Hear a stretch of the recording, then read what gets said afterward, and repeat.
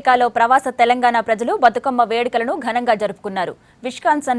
మాడిసన్లో విష్కాన్ Telangana association ఆధ్వర్యంలో బతుకమ్మ సంబరాలు అట్టహాసంగా సాగాయి. ఈ వేడుకల్లో భారీ సంఖ్యలో పాల్గొన్న ప్రవాస భారతీయులు బతుకమ్మ ఆటపాటలతో ఉత్సాహంగా గడిపారు. మాడిసన్ బతుకమ్మ సంబరాలు ఆకట్టుకున్నాయి.